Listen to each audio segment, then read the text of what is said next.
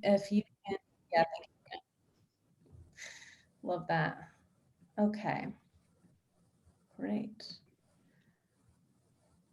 Okay, good morning, good afternoon, good evening, everyone, and welcome to our last preview event as part of the Accelerating the Accelerators event that we're having in August. This one is all about amplifying our impact, creating a thriving ecosystem of support for entrepreneur support organizations, or ESOs.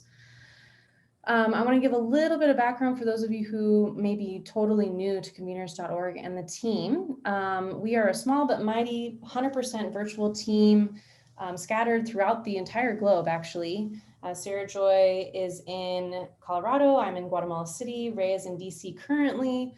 Missy's in Utah. Rena is in Canada. And we also have Colin joining us today. And apologies, Colin. I'm not 100% sure where you're currently based, but Canada as well. happy.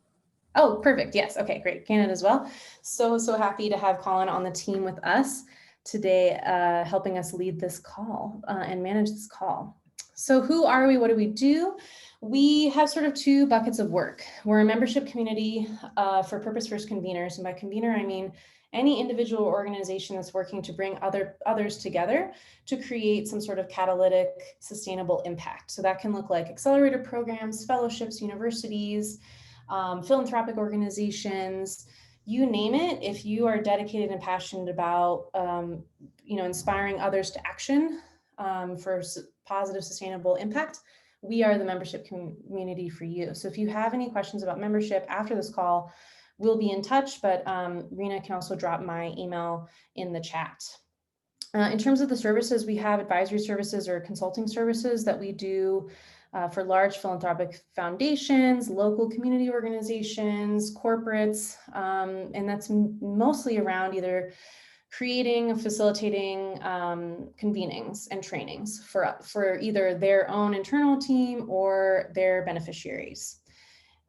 So we would love for you to join us. If you're on this call, you are already perfect for our membership community based on your interest in this call. So we have two amazing speakers today. I am so happy to have Daniela Bolivar from ES2 LATAM and Olatunji Ajani from the ASPEN Network of Development Entrepreneurs. They will be presenting in a bit, but I want to give a little bit of background information of why we're doing this preview event and what's coming up in August that you are all more than welcome to join us for. So today we've done our welcome and intros. I'm going to give a little bit of intro to the Accelerating the Accelerators 2021 event in August.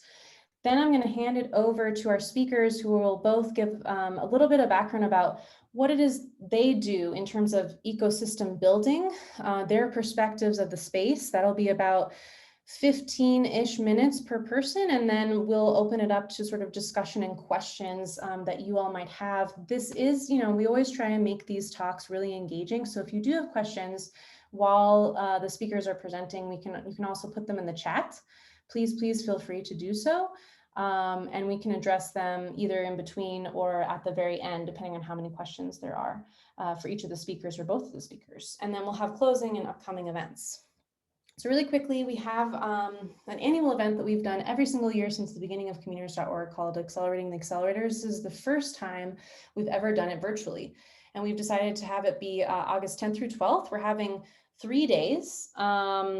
And these are, they're going to be 4-hour blocks, actually. I need to update the times on this.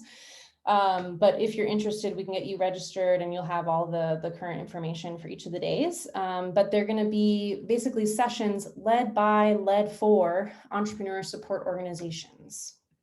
And so for the 3 days, each day is going to be focused on a different aspect of thriving because of the theme of the entire event is thriving forward. So we have the first day, thriving founders. So this is all about how do we support anyone that calls themselves a founder, both those of us who are working with entrepreneurs and those of us who are founders ourselves. How do we really create an ecosystem of support for founders to thrive? And that includes, wellness, addressing burnout, impact measurement, diversity, equity, inclusion, storytelling, you name it. This day is all about thriving founders. The next day is all about thriving organizations, which is really focused on the entrepreneur support organizations themselves. So their internal company success team, as well as impact measurement, diversity, equity, inclusion,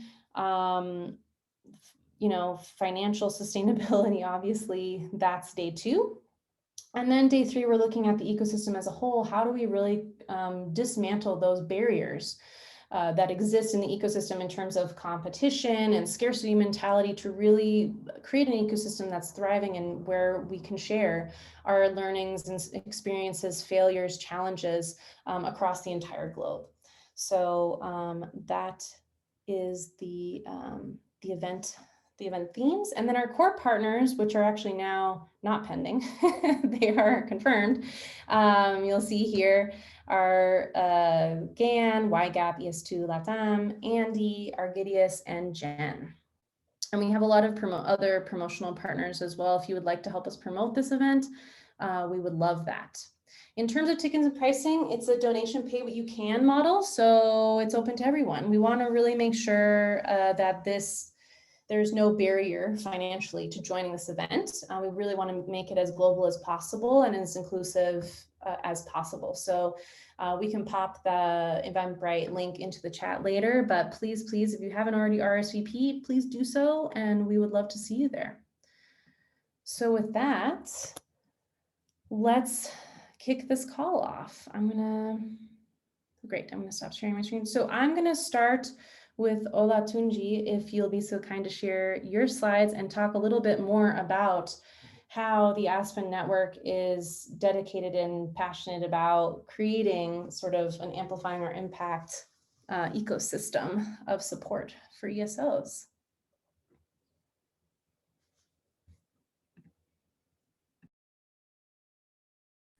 I'm on mute again.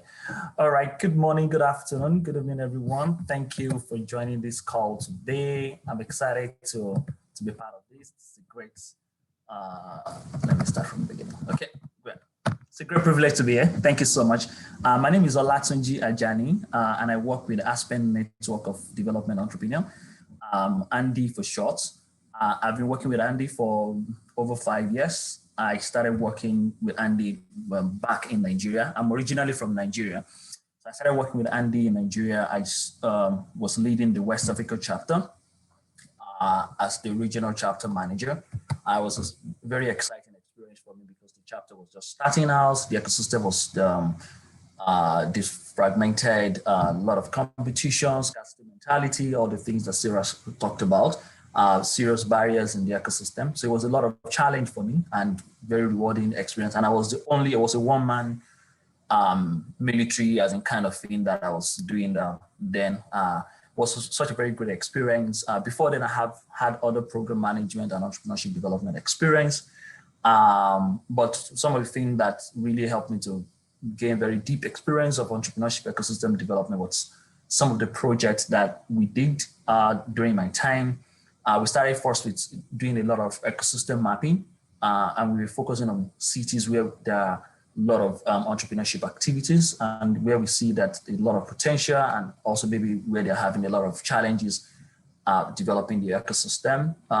In Nigeria, we have like 3 or 4 major cities where we have entrepreneurship popping up and really gaining traction then. That was Lagos, Abuja, Port Harcourt, and Ibadan. Well, in Ghana, we have one in Accra. So I was managing 5 different countries, Nigeria, Ghana, Cote d'Ivoire, Mali, and Senegal. So I was taking it one at a time, started with Nigeria, moved to Ghana. And the ecosystem snapshot approach was basically mapping the actors, finding the challenges in the ecosystem. But while we were doing it, we used a collaborative approach to it. Each stage of the snapshot development, we will bring the actors together to kind of look at what we are doing and give us feedback, validate. And that was a very transformational experience for us because of the scarcity and the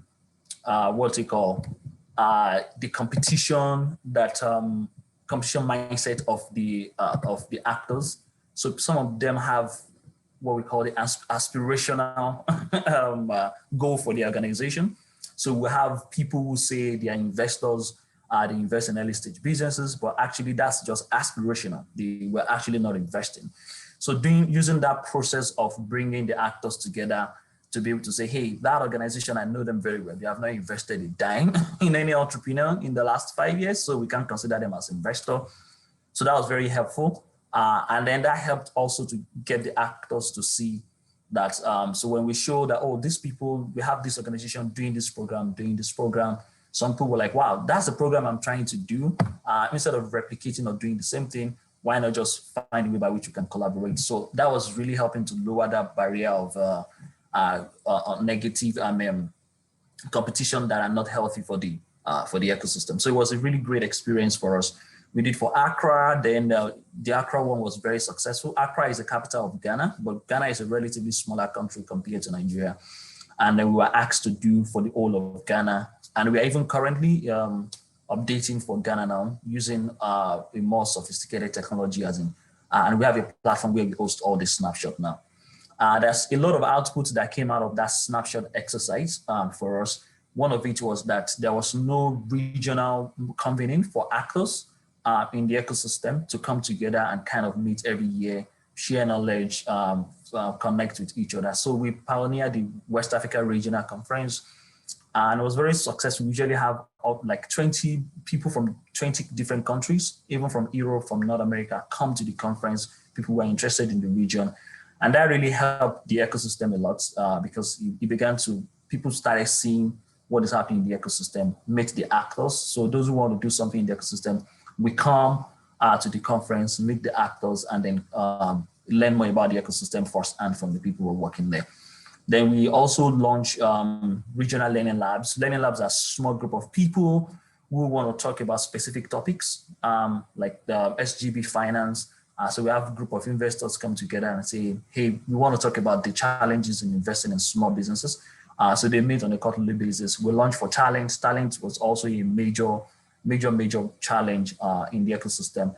So we also bring together actors that are working in that area, and they work together to be able to develop solutions to the talent challenges. Then impact measurement was a big issue also in the ecosystem. It was one of the things that limits the amount of funding that the actors could attract to the ecosystem.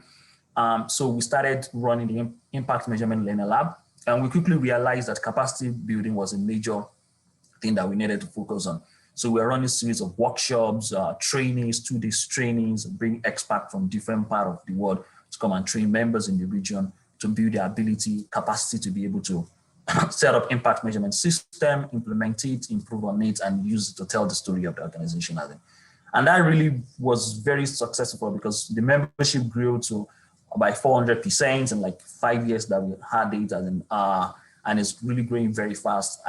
Now the staff have grown to about, I think I have about 6 staff now managing the regional, from just me starting starting the office. So that was very fulfilling for me because I saw that when you make deliberate effort and work with the actors and we all work together, we can see significant improvement and progress in the ecosystem. So I just thought to share a little bit of that, my experience. For those of you who don't know about ANDE, let me just say a little bit about ANDE. We are a global network of organizations that propel entrepreneurship in developing economies. We basically work in developing economies, and we have office in DC, but we have 8 regional chapters. In Africa, we have 2 in Africa, 2 in Asia. We have Central America, we have in Andean area, we have in Brazil, we have in, I believe, so we have 8 regional chapters spread across those places. We have about 300 members working in about 150 countries. And we run, I'm going to talk about some of the things that we do to support the ecosystem. But basically, we believe that by supporting small and growing business, our conviction is that they will create jobs, stimulate long-term economic growth, and produce environmental and social benefit. And so that is it about ANDE. Our headquarters is an office, and we are hosted in the ASPEN Institute. It's a program of the ASPEN Institute, but we operate like an independent organization, as in run our own finance and other, but we still are part of the ASPEN Institute. So just to lay a little bit of background, what is an entrepreneurship ecosystem? Basically, it's a system of interdependent actors and relations directly or indirectly supporting the creation and growth of new ventures. And this is very interesting for me because I remember the first time I went to talk about entrepreneurship ecosystem development in Mali, in Bamako. I had a translator, a French translator that was translating for me what ecosystem is. Apparently, he had the understanding of the biological ecosystem, and we have a lot of people from the ecology and all that in the meeting. Because obviously I didn't know how, because I couldn't speak French, I didn't know how he was interpreting entrepreneurship ecosystem. He was interpreting it more from biological system. So the people were confused. I just saw that they were not looking really friendly as I was talking, not looking excited. And people started asking me questions about biology, about ecology. I was like, no, wait. I think we're getting something wrong here.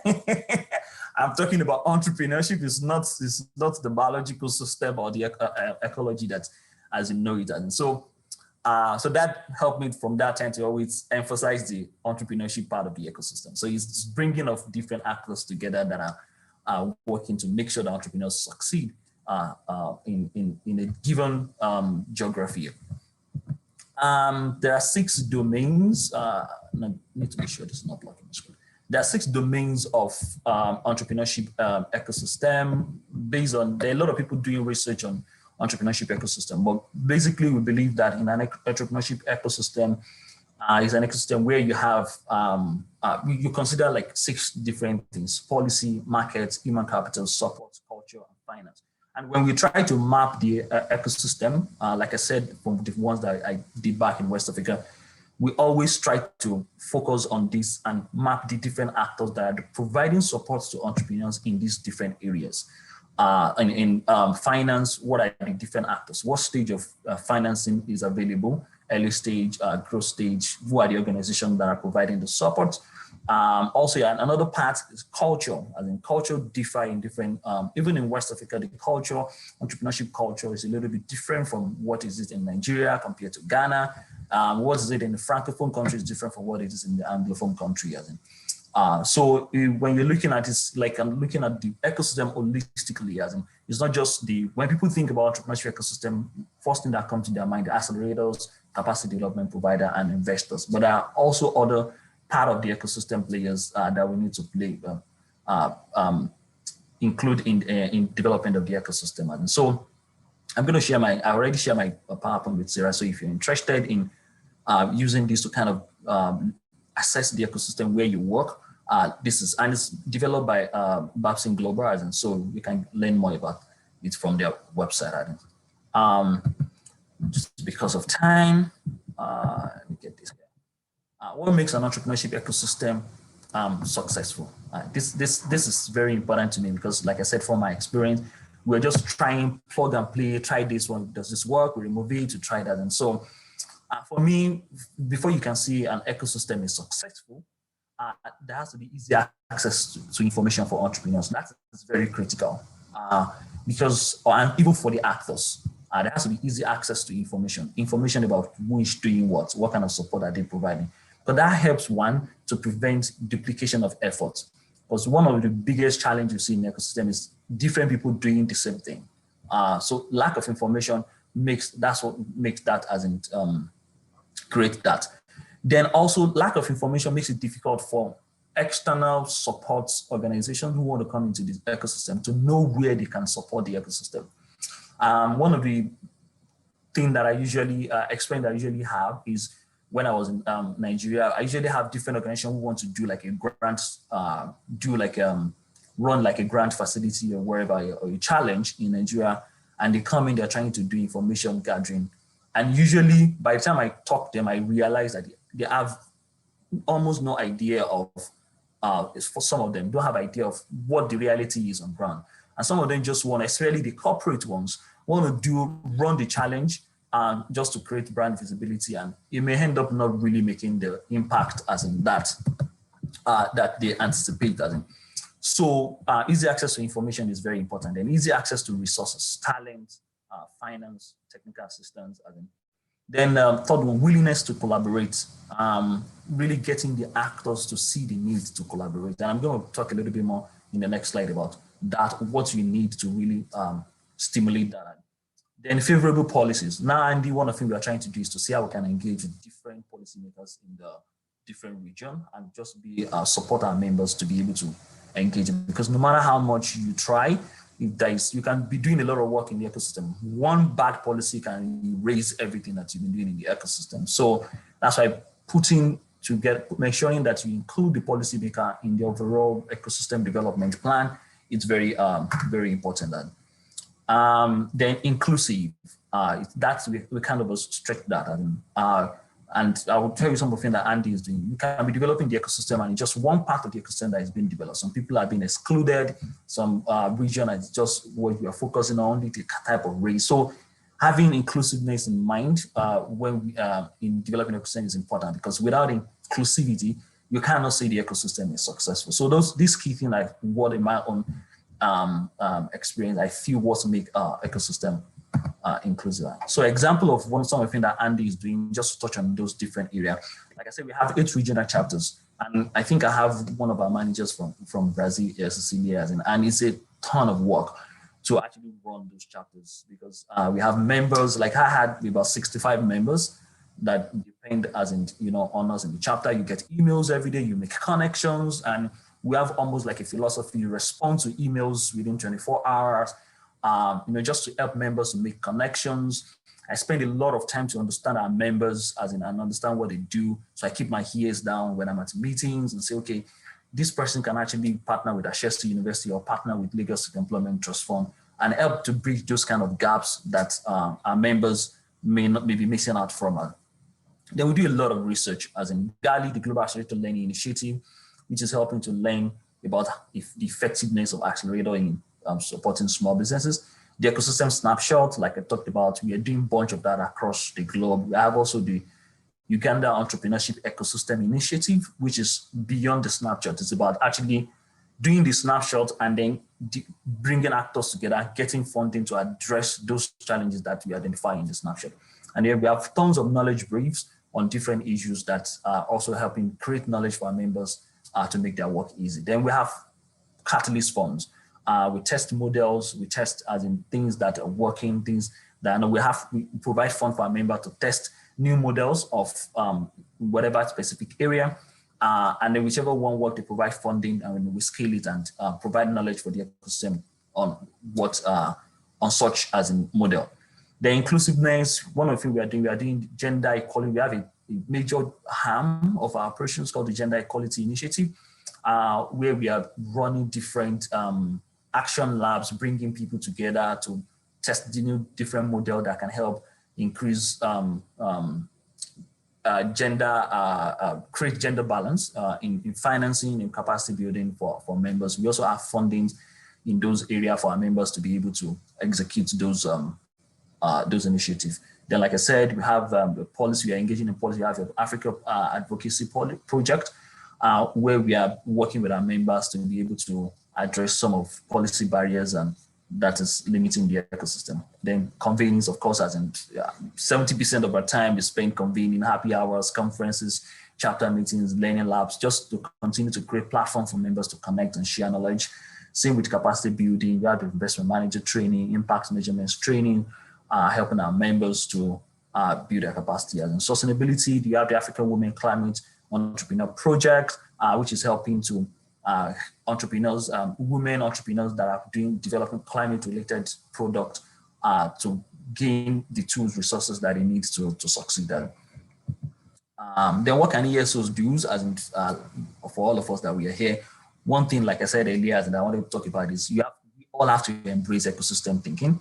And this quote, which I tweak to perfectly fit, is I forgot, I think past president of America that said, ask not what the ecosystem, ask not what a country can do for you. But I tweak it to say, ask not what the ecosystem can do for you, but what you can do for the ecosystem. We have a member in Nigeria who always says something. It is what you give into the ecosystem that you get back. And if you are isolated, you can't get the benefit from the ecosystem. So by developing the ecosystem, you actually get benefit back for your organization. So embrace ecosystem thinking. No matter, nothing is too little, nothing is too small. Even if as little as hosting happy hour, to just bring other actors together to have conversation and create connection, that is something. Co-author articles, as in, and share your knowledge, experience on platform and help other people to learn.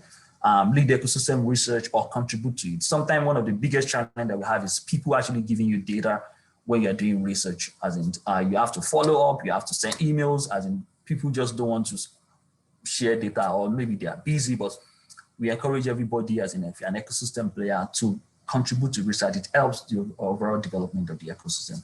Explore joint collaborative ecosystem projects. When you are bidding for a project, sometimes your chances of actually getting those projects increases when you bring other people on board. I know we are always scared of working with people that we've not worked before, but we have to also embrace vulnerability to some extent for us to be able to grow and expand the ecosystem.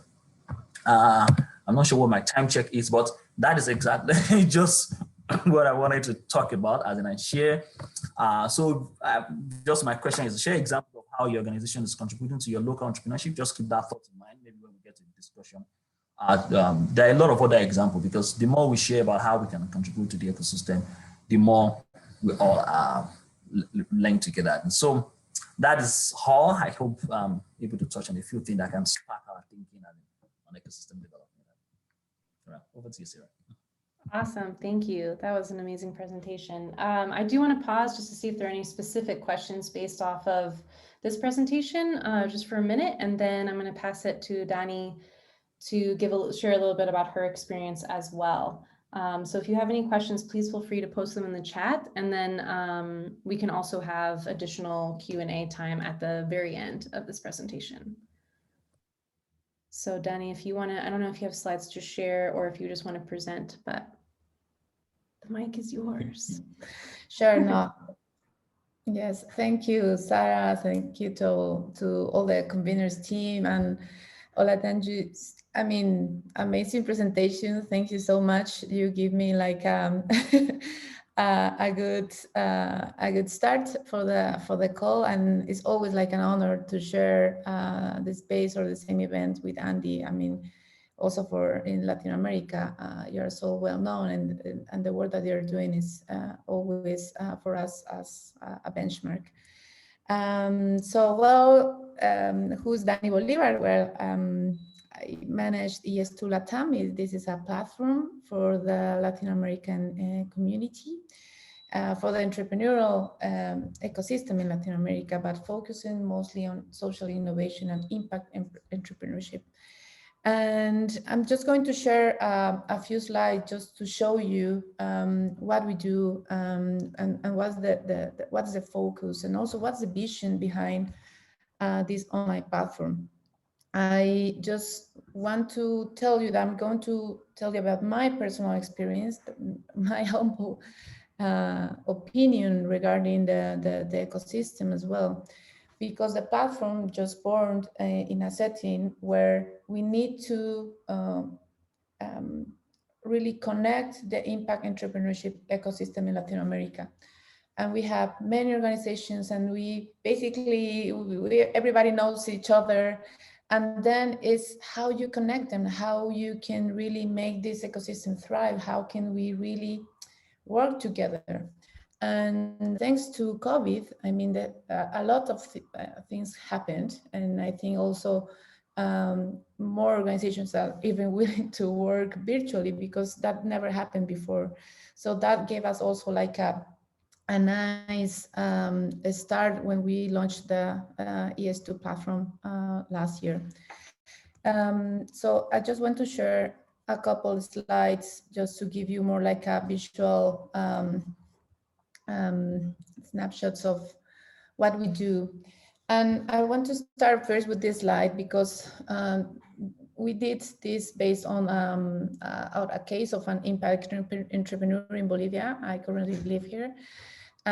So Mammoth is an impact enterprise, very successful.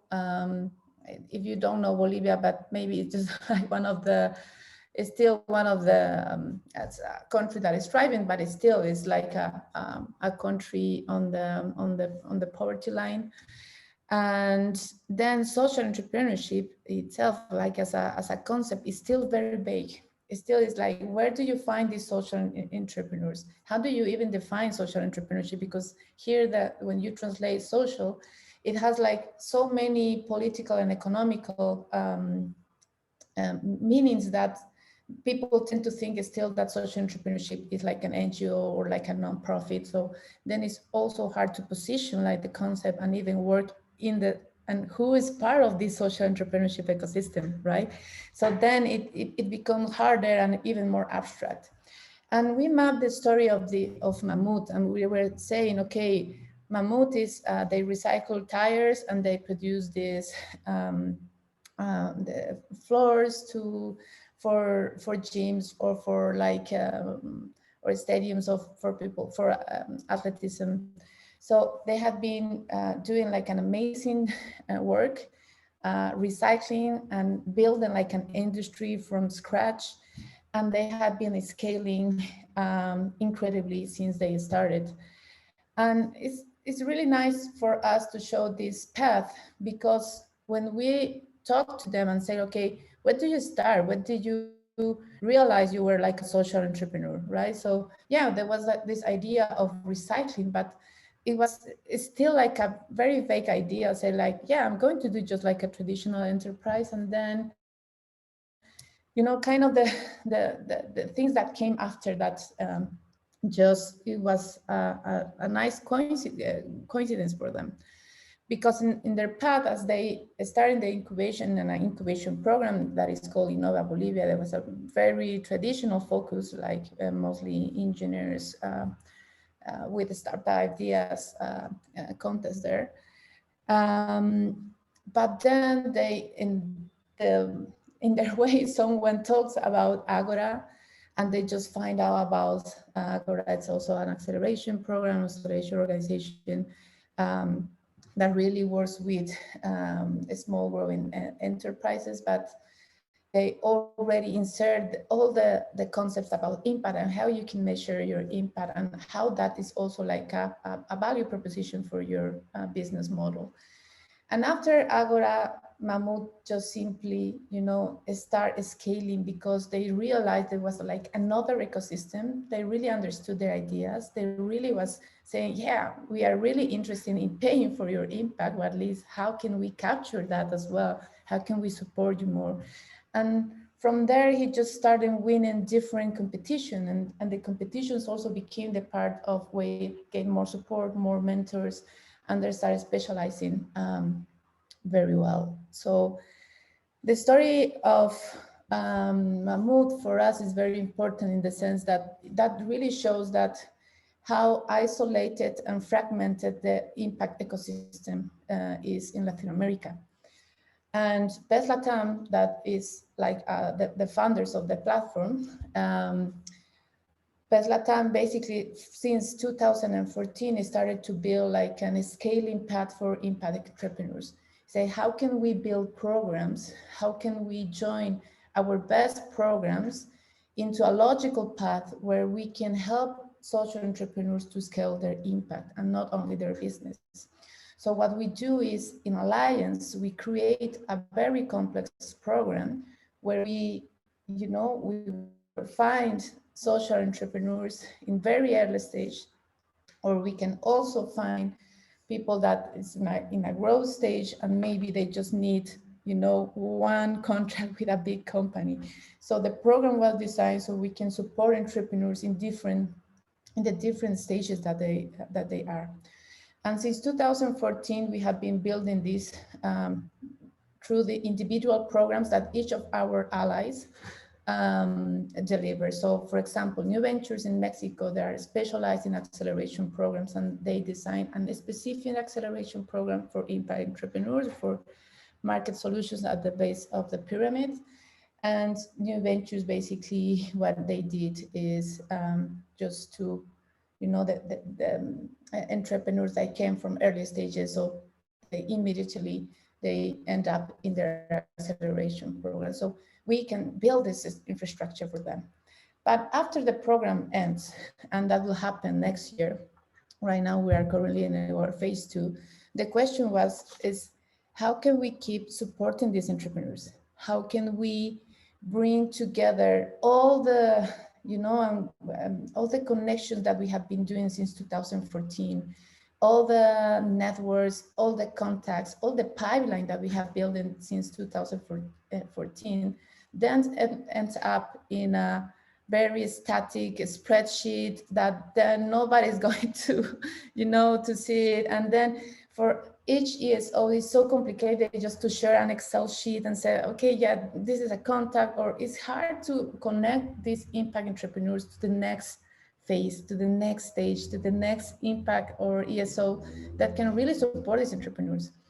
And so we're really like 100% focused on the entrepreneurs and what are their needs.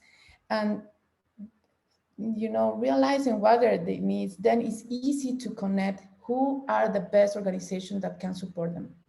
So ES2 LATAM is this platform that we created, not from scratch. I'm going to tell that story later, but ES2 LATAM just born as a place to connect the impact entrepreneurial ecosystem, because at the end, what the entrepreneur needs is to be connected with these opportunities. And we need, as ESOs, we need to know what was the evolution of this entrepreneur, and to know exactly what was the traction, what was the story, what is the current stage, what was the evolution. And usually we don't have all the information, and then it becomes, every time it's more difficult, and then we have to ask many questions. Entrepreneurs have to fill a lot of forms, and then we're trying just to figure out how to make the entrepreneur's journey easier. And ES2 LATAM actually is just a LATAM community inside a bigger infrastructure that is called BC4A. Maybe you might hear of them. And BC4A is is a platform that born in that connects the entrepreneurial community in Africa. And instead of developing a platform from scratch, what we did with Best LATAM is to say, hey, BC4A, maybe you are interested also to bring this solution that actually help us cover every aspect that we're looking for. And we built a sub-community, like a sub-website inside BC4A that has all the features, but we didn't have it to build it from scratch. And the platform is already sustainable. So right now, what we're only doing is just like building and making like a more robust platform where entrepreneurs can connect to other opportunities. So BC4A now is this big, and then we're expanding to Latin America, and then we're going to expand to other areas as well. But at the end, what we do in terms of connecting the ecosystem is that, yeah, our focus is the entrepreneurs. But of course, the second arm is are the ESOs, are the investor organizations, are mentors, so all the other support organizations actually can have a space in the platform, because all what you need to do is just to start sharing your opportunities. And that is also a bottleneck for many of ESOs. And that's also like something that we're trying to overcome in Latin America, is that sometimes the information is just like, it's out there, but it's so spread and it's so difficult to really connect. And the idea is, how can we have all the information in just one place? And so entrepreneurs just can only click and connect and apply as easy as possible. And the platform is also built in an idea that each entrepreneur can build their own path of growth. So sometimes entrepreneurs in Bolivia might think that, okay, in Bolivia there's no programs for impact entrepreneurs, and then they just realize there are every time more and more LATAM scope opportunities. So the platform also becomes like this, like a bigger picture even for the entrepreneurs, that say, hey, actually there's more chances, more opportunities for me to grow. So what we do is to, I'm sorry for the Spanglish, it's always hard for me just for the different audience, but what we do is just to connect pipeline. I mean, we connect the pipeline of events, of webinars, of any kinds of programs. And that is like for us the core of the collaboration. So the platform makes everything this easy. Is because every ESO can have their own information for free, and we can just deliver the message. And then we connect, because we have the database of these entrepreneurs built in the platform. We have all the information of the stage. we can have all the information of their traction, if they have some, the impact towards SDGs. So we can map all this. So it's basically the same 13 questions that everybody does just to find out what is this entrepreneur doing. So this becomes like a public profile in the platform.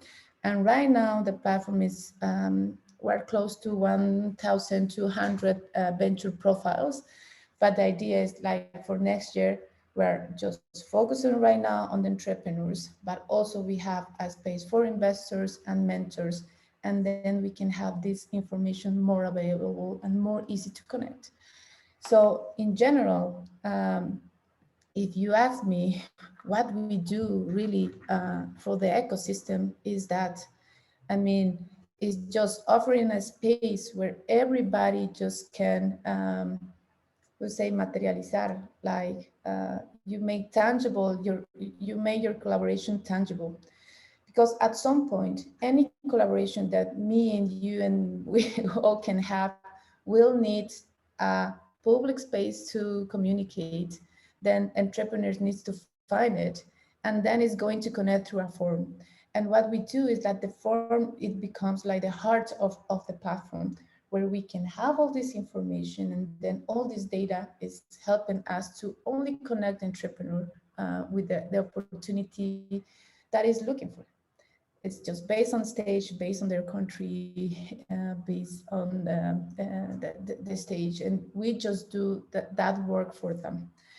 And right now, what we're building is different collaborations. So as I said, here in Latin America, I mean, it's so easy to create networks. So right now we're participating in 5 networks, one across Latam, one just inside Bolivia. We're more like 60 organizations already working together. Also in Latin American WISE is also another 6 organizations collaborating.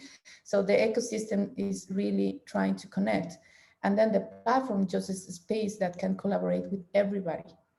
So what we built is also a brand that is very independent, that nobody says, okay, this is mine, or this is a showcase, or this is Bridge for Billions. No, we just created a very independent brand, very colorful, so it can be for everybody. And I think that's the importance also to collaborate with others. Is like, it's not about the logos, it's really about the entrepreneur and what we can offer to them. And creating the collaborations towards that, I think is where we can succeed. Awesome, thank you, Danny. That was great. We have a couple of questions that have come in, and I wanted to make sure we have time for both of you to respond, and also too for everyone else to make this more engaging. We do have a lot of people on the call, but if you all have strategies or resources that you want to share with the entire group, please feel free to put them into the chat, as well as any additional questions. But our first question comes from Blanca, and I want to kind of expand on her question as well, because I think it would be really nice to have like a specific example or a specific strategy. But her question is, I would love to hear what kind of strategies you have had success with to create collaboration, especially in ecosystems where there is a history of division and silos feel safe. And I think that's a big thing of like, you guys give these presentations of like, yeah, so we did this thing and it's this flow and it just seems so clean and easy and one straight line, where I know it's not that way. So I think it would be really, really interesting to hear from both of you, like one specific strategy that you can really point to say, we did this at the beginning, or we did this at this point in time, that really helped make what we've created successful in terms of like partnerships, collaborations, etc. So let's hear from Danny first, and then Olan. Sure. I mean, I'm right in the middle of the dilemma, right? Because we're starting, and we just started last year. We launched the platform in August, and I think that right now we have a challenge in Bolivia, because also we're gathering all the ecosystem together. And not only the impact entrepreneurship ecosystem, I mean, we're still trying to identify which of the big pool is are very impact focused. And what I did is really is, okay, we need to work together. And as long as we put like an ownership of the initiative, then it won't work.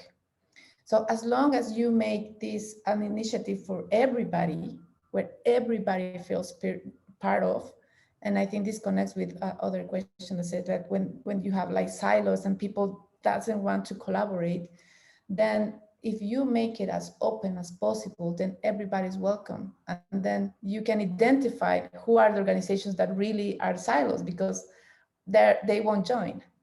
And then it's not that they feel forced to participate, but then they're more willing to, because they can co-create, they can participate, so your voice is heard. And even this also help us create, for example, a more like a better place where we can have banks, very important people with very small incubators that maybe they are just starting. But then when you find yourself in an event where everybody is there and you use a very, normal and easygoing language, then you really balance all the efforts. And also something that helped us is like to really open the information. So every event we just share completely the Excel sheets of all the contacts, all the emails, all the telephones that we just map. And then mapping is becoming like a group exercise. Then the information is not for one, but it's really for everybody. And that is really helping us here in Bolivia, that, yeah, we have this very mentality that this is my resources. I don't want you to have connections with this foundation or corporation. But then if you open, then more connections, more projects come, and then hopefully more funding. Thank you so much. And in order not to repeat what you've just said, one of the things that we've done, late back at home in Nigeria, was that one, we try to bring important organizations that almost everybody respects into the conversation. So there is always people who don't want to collaborate often feel that they have more to offer and everybody kind of depend on them, that there's this kind of ego that they have that I don't need to share because I already have everything. I don't need to share. You don't, everybody wants to take from me, so I need to protect what I have. But there's always one person that you also, no matter how big you are, that you respect. So we just tried at a neutral convener to bring those people that everybody kind of respect into the conversation. So that way, the people who feel too big to join the conversation kind of force out, like you said, the fear of missing out, to say, hey, this organization is coming. Like, for example, because we are a global organization, I try to make sure that every time there is a big respected brand coming into the region, I try to host an event to invite members and other actors to meet with them. So by the time they see that, hey, Ford Foundation, for example, is coming to or Cold Foundation is coming, and these are the kind of organizations maybe they are also trying to connect with. So they will be kind of be forced to want to be part of that. And in that process, they begin to see that even though they are trying to hoard something from others, they will also be missing out from other opportunities to come in their way. Another way also, one thing we've also done is to be like a bridge builder, because some of them actually, there is a lot of personal tension. So there was an event, a project we are trying to do in Ghana, and there's two of these accelerators that they both kind of, I don't know, should I say, hate each other. They just compete very strongly with each other because one feels that one is using their political influence to get resources from government only to themselves and prevent it from getting to other members. So one of the things that I did was a dangerous thing, but I organized an event and put the two of them on the panel to have conversation. It's like just forcing them to talk, and then I put somebody that both of them respect to be a moderator. I knew it was going to be messy, but it was a good mess, and then it was a firework. It was just everything just went blue and just having serious. And then people now had to ask them to be adults and calm down, and everybody now started opening up. why don't you want to collaborate? And then she always, because this guy is always hoarding information, he's always using government to his advantage. And then he gave his own perspective. And so it was more like a meeting of resolution. And then at the end of the day, they hug it out and they say, okay, you know what? We are going to be having meetings regular. And I think one of our problems is because we don't talk often and we see things from different perspectives. So that kind of work. So there are different tactics. We just have to be, one of the biggest challenge that we have as neutral convener is to be the friend of everybody. So you just have to make sure, bring enemies together where possible, let them have conversation. And then the last one, ANDE, we run Catalyst Fund is one of the ways that we force people to collaborate. We usually run Catalyst Fund and say, you must find another organization in the ecosystem to collaborate with if you want to win these grants. It's part of the requirement. So that kind of forced them to now look around and say, okay, we need to collaborate and then find. And that process kind of start teaching them to say, you know what, let's open up to others if you want. And by the time they see that they get the grants, they now see there's opportunity, possibility, okay, when we collaborate with others, we can actually get international partnership and collaboration even beyond ANDE. So those are some of the examples of things that we've done. Great, thank you both for those wonderful answers. We have one last question. I think we have time for both. I would love both responses from both of you and this comes from Eric. I'm wondering to what degree international collaboration has been successful for both programs. What are the signals that collaboration will be valuable? Are there danger signs for collaborations that don't work out? And I think both of you can speak to this because of your international global partnerships and experience. Whoever wants to take it first. That's a good question. I'm just thinking. Well, I mean, my thinking, right, is like my personal experience. I know that a collaboration is valuable, but when I see like,